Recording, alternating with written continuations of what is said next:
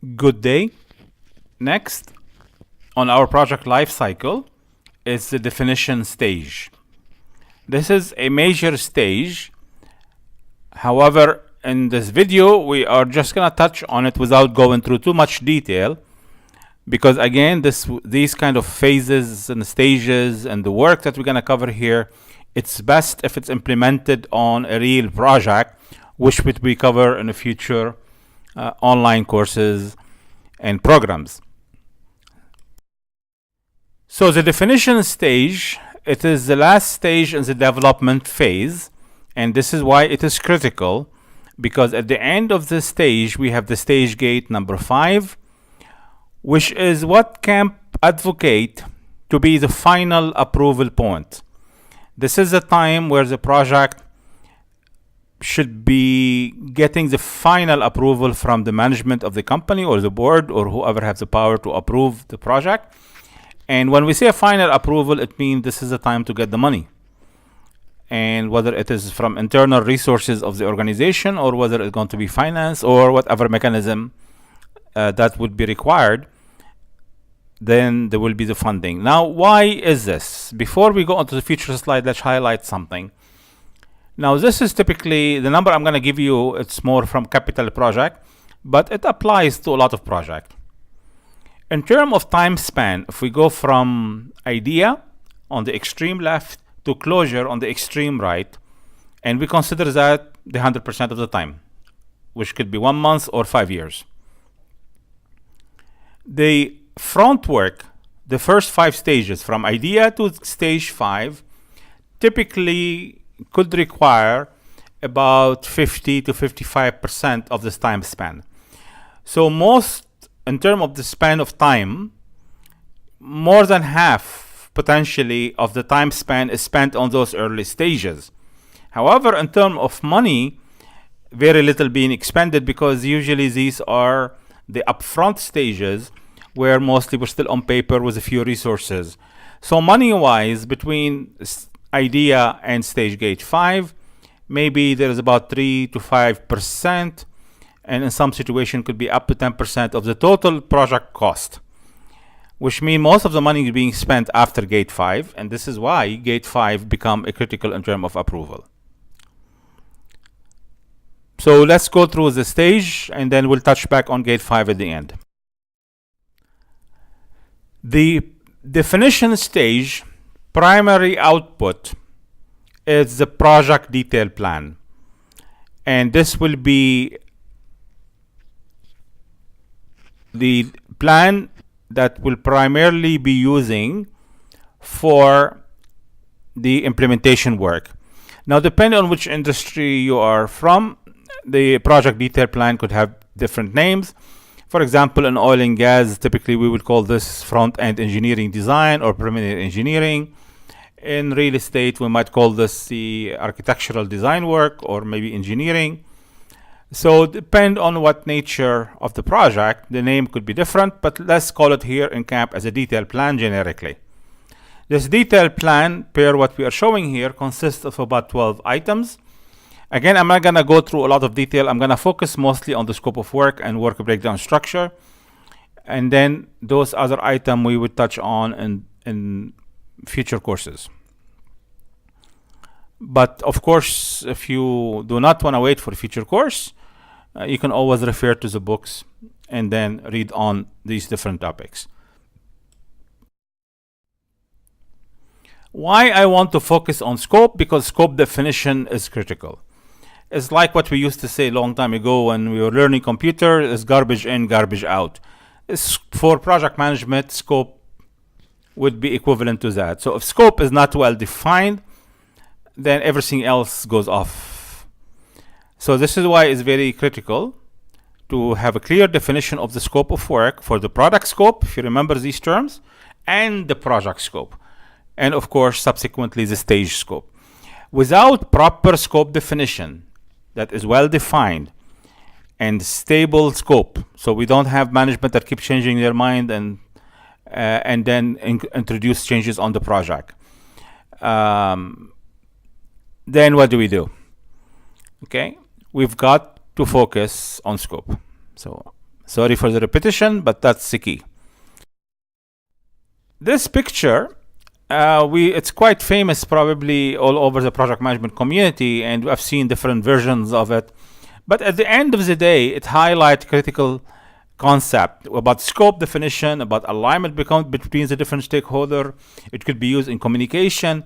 And basically what this highlight is often the difference of misunderstanding of scope from one party to another.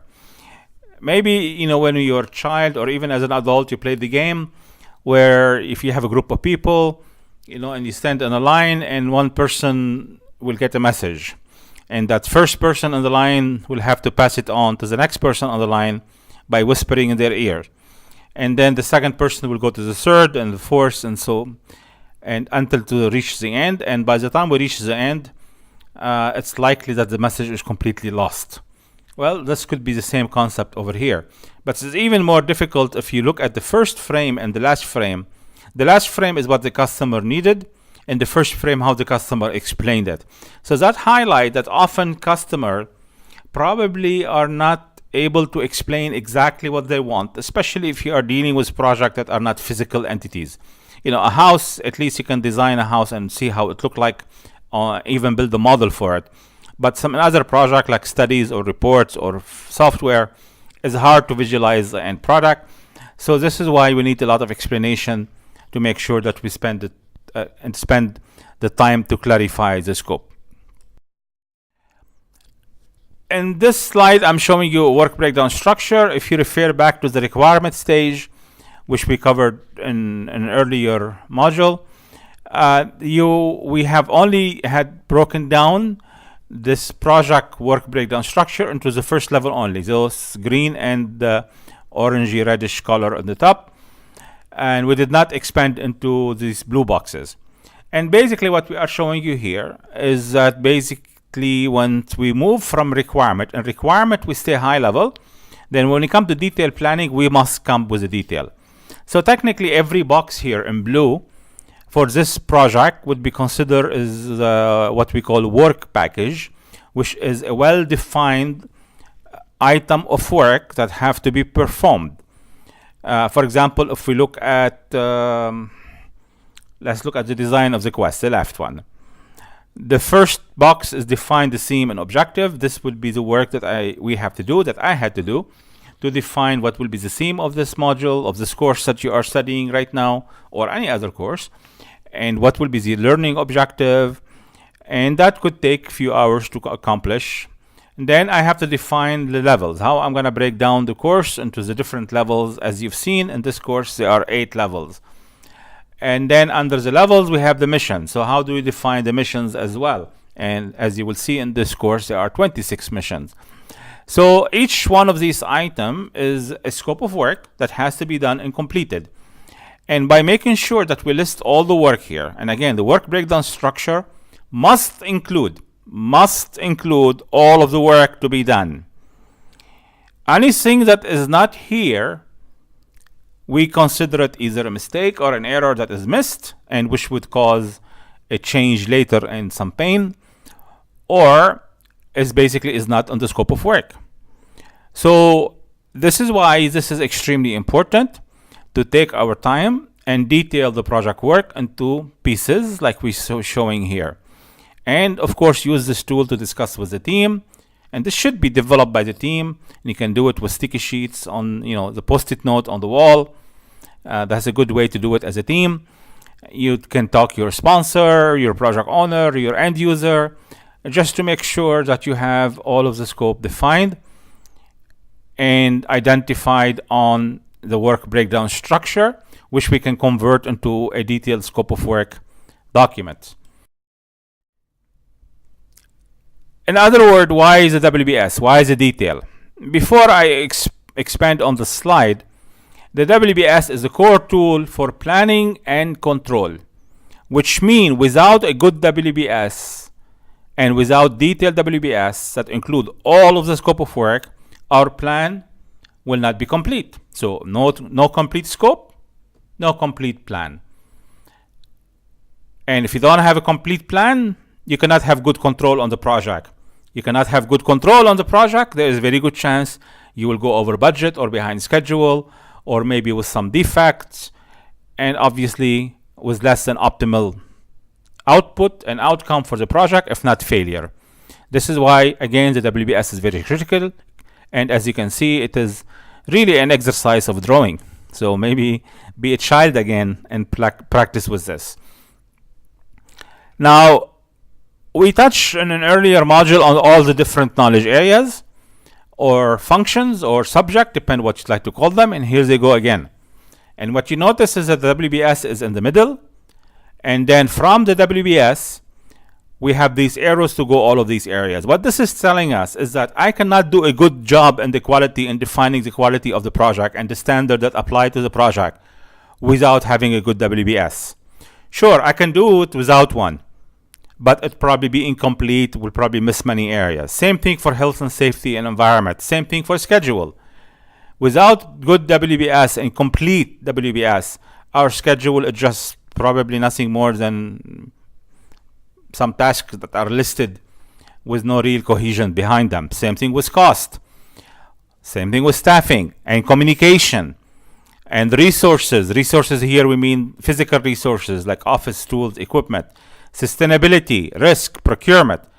All of these subject or function that we call them are necessary to be developed on a project and the detailed plan. You'll have to really work and detail each one of them. And when we say a detailed plan, that means the work to be done. If you remember, in the requirement stage and then in the strategy stage, we kept talking about how to define quality on a project. And the answer could have been, well, we will use the quality manager that reside in the project management department. Now, okay, the team and that maybe quality manager need to sit down and start to define the quality standard that apply to the project and finalize the quality plan of how to achieve the quality standard. Same thing for schedule and cost and all of the other areas. So this is why, again, the WBS is critical and is an input for all of these things. Again, can we work without one? Sure, but don't have high expectation.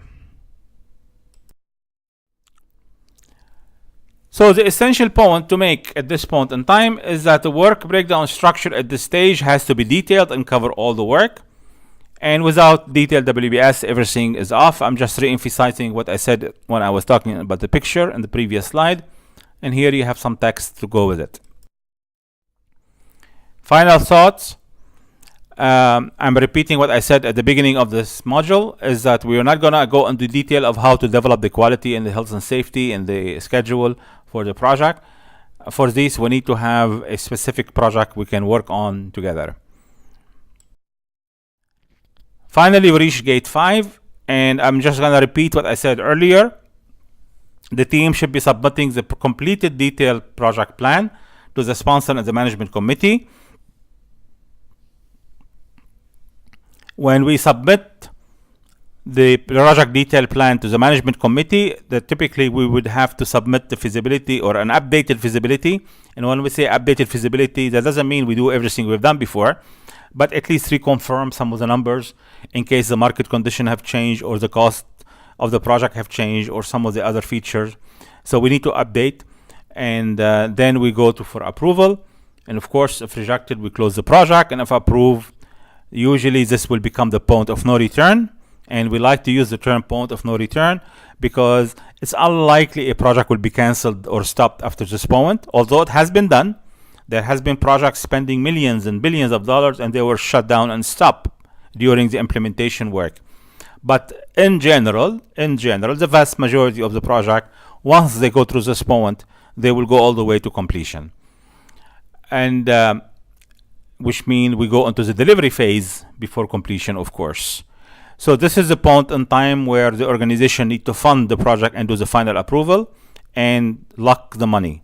Up to this point, the money probably was coming from the different operating budget, but this time they need a firm budget, and in many organizations they will establish, as part of their financial control, they will establish a project account so they can block and then post all the money being expended on that dedicated project account. With this, we say thank you. Wish you success today and always.